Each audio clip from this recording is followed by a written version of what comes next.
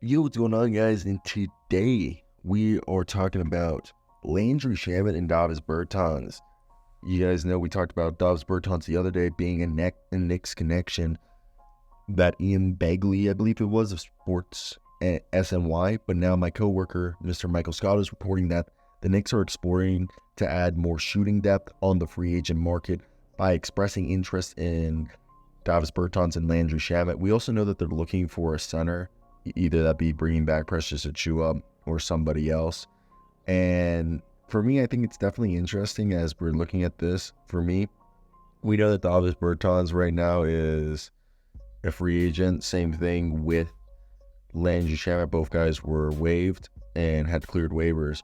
For me, I think obviously with Landry Shamet is a guy that he's, a shooter. I feel like people have kind of forgotten about him because he spent last season with the Wizards. And in DC, he did shoot 34% from three, just under, which was his career worst. And he averaged the least amount of points in his career.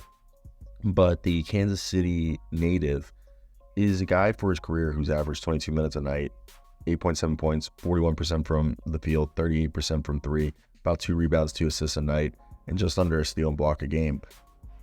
I really think that if you bring him in, you aren't really putting yourself at a risk. And the other thing is like right here, this is a guy that's only been in the league for 6 years, which is kind of wild to think about. He's 27. And I think if you're the Knicks, he's someone that actually can come give you 15 minutes a night easily, way better than Al Burks. He's a combo guard. He's like 6'4", who's a really good shooter. He can shoot with his feet set. He can pull up, off catch and shoot, contested, uncontested. He can play with or without the ball in his hand. And he can finish, ATOs, or you can just draw plays for him.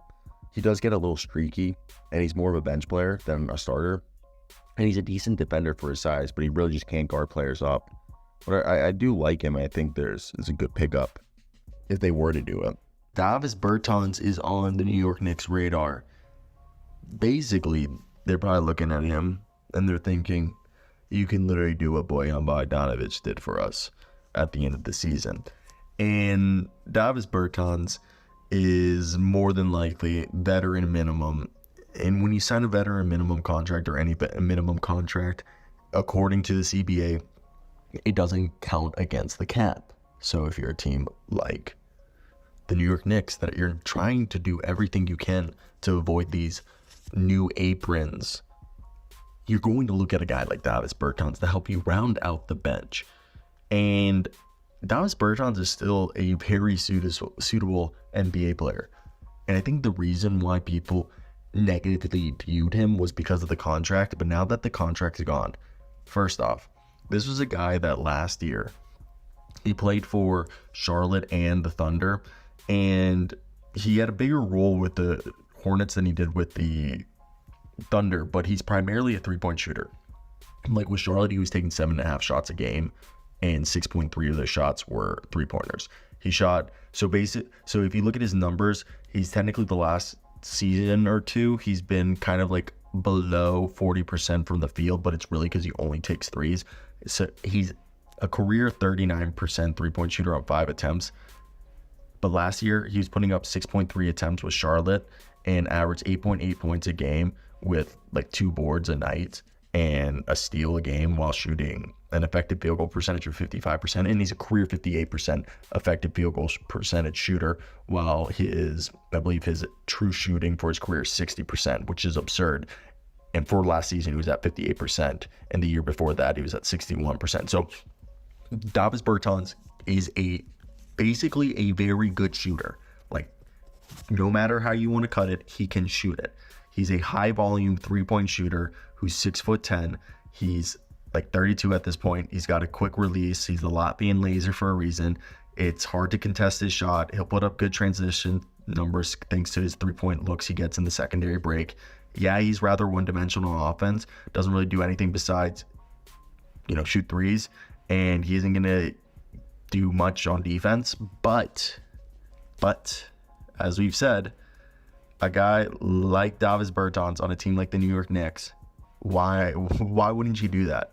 You have, for a veteran minimum contract, for a guy who could technically play the 3 or the 4, he's more suited to play the 4, but if you wanted to go really big, he can play the 3 next to Julius Randle due to his, because he's big enough to slow down some wings, but the idea is that bringing in Davis Bertans, you can have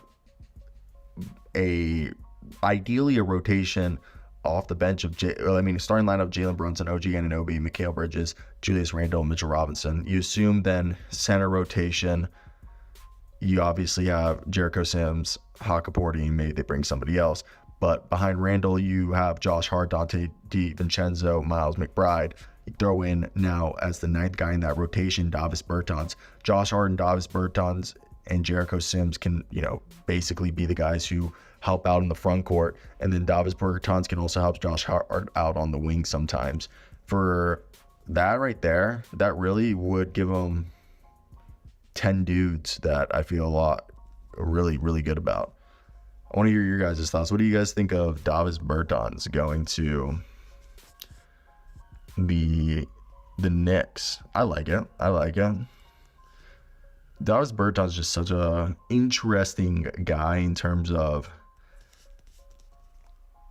I really think people negatively viewed him solely because of the contract. I really want to say he's one of those guys that he's actually a decent basketball player, but because he was on, I understand, a very, very tough pill to swallow in terms of a contract, that you wouldn't necessarily want him on your team. But now that he's off it, I think there's nothing to lose. And that's what I want to hear your guys' thoughts. What do you guys expect at this point then with this? If you're a Knicks fan, do you guys agree with me? A minimum deal for Davis Bertans? Why the heck not? I think it's a fantastic deal. I really do. And if it happens, again, I think it'd be fantastic. Just the idea of talking about it, I really like it, just because he just fits what they need. And the irony in the situation is that he basically could do a better job of what they were making Bojan Bogdanovic. He can fill the role that Bojan Bogdanovic had at the end of the season and probably do a better job at it, ironically. Even though people would say Bojan's the better player. I just think that's the irony in the situation, is that someone people wouldn't say as good could probably do the job better. But yeah, that's it. Ciao.